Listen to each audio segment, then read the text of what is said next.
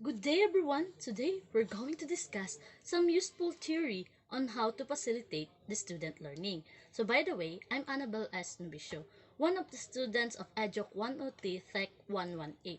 So, as we discuss some theory on how to help the student facilitating their learning, it focuses on the five educational learning theory. The first one is the behaviorism.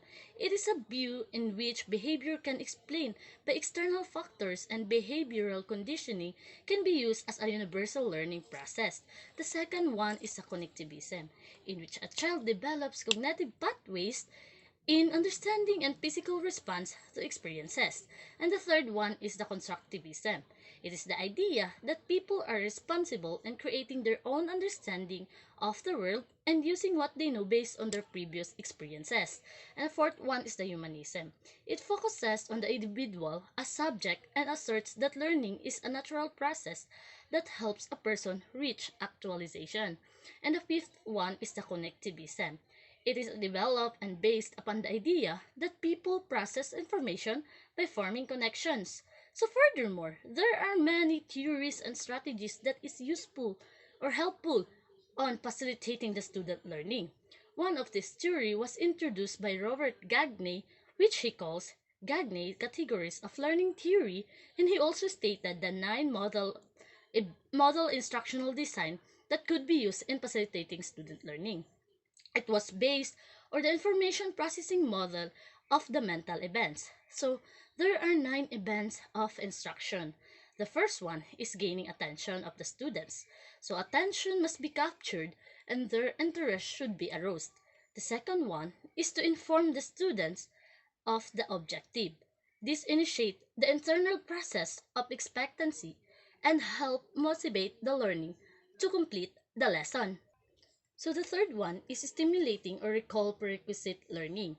It associating new information with prior knowledge and getting the learners to think about what they already know can facilitate the learning process. The fourth is presenting the stimulus material. Content should be organized meaningfully and explain and demonstrate using the variety of media.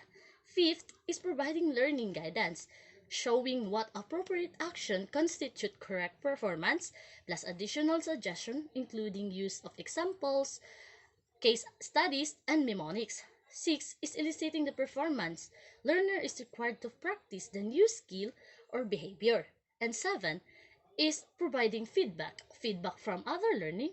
Observing the performance is very helpful. For example, appreciating their effort like saying good, very good, or excellent can boost their self-confidence. Then 8 is assessing the performance. Students demonstrate what they have learned without receiving additional coaching or hints.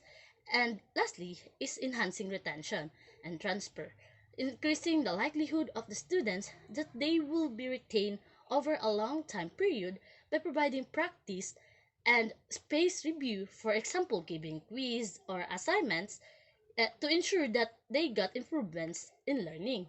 To start it off, following Gagne's theory is a useful one on facilitating student learning.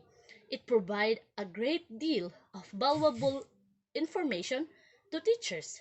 Then applying Gagne's 9-step model is an excellent way to ensure an effective and systematic learning program as it gives structure to lesson plans and as a holistic view to teaching.